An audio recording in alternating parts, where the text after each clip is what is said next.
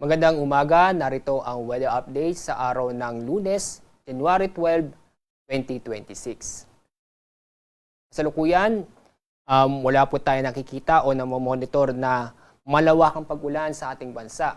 Hindi itong mga pulong-pulong pag-ulan o isolated mga pag-ulan sa malaking bahagi ng Visayas at Mindanao, dulot yan ng localized thunderstorm.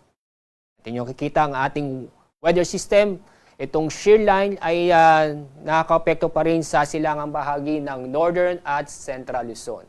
Samantala, ang amihan o northeast monsoon ay yung nakikita na apektuhan pa rin ang nalabing bahagi ng Northern Luzon at ng Central Luzon. Sa mga oras nito, wala po tayo nakikita o namamonitor na low pressure area, LPA o bagyo sa loob at sa labas ng ating Philippine Area of Responsibility. At sa ating magiging lagay na panahon ngayong araw, dahil sa shear line, makaranas ng maulap na kalangitan na may mga kalat-kalat na pag-ulan at may kasamang isolated thunderstorm sa mga probinsya ng Cagayan, Isabela, Aurora at Quezon. Makakaranas din ng maulap na kalangitan na may mga mahihinang pag-ulan sa Cordillera at sa lalabing bahagi ng Cagayan Valley.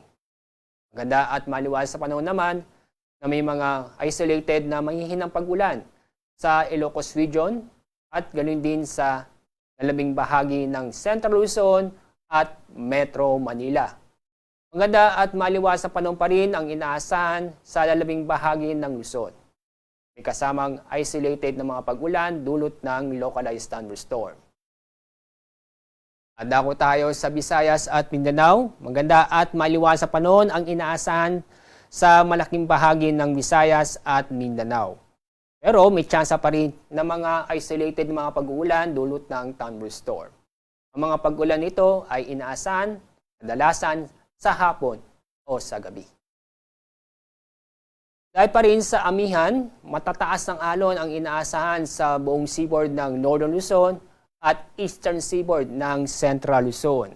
Ang mga lugar na isilalim ng gale warning ay sa mga probinsya ng Ilocos Norte, Batanes, Cagayan, Isabela, Aurora, at ganoon din sa northern coast ng Quezon kasama ang northern at eastern coast ng Polillo Islands.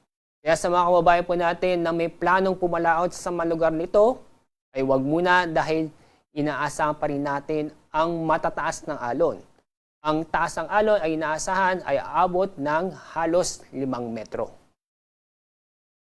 Itong shear line at northeast monsoon ay patuloy na makakapekto sa malaking bahagi ng Northern Luzon at Central Luzon bukas at ganoon din sa araw ng Miyerkules. Kaya patuloy pa rin na makakaranas ng maulap na kalangitan na may mga kalat-kalat na pag-ulan at isolated thunderstorm sa mga probinsya ng Cagayan, Isabela, Aurora at Quezon. Pagdating ng Miyerkules, inaasahan ang maulap na kalangitan na may mga kalat-kalat na pag-ulan at thunderstorm sa eastern section ng Visayas at Mindanao, particularly sa Eastern Visayas at Caraga, dulot ng posibilidad ng trap ng low pressure area.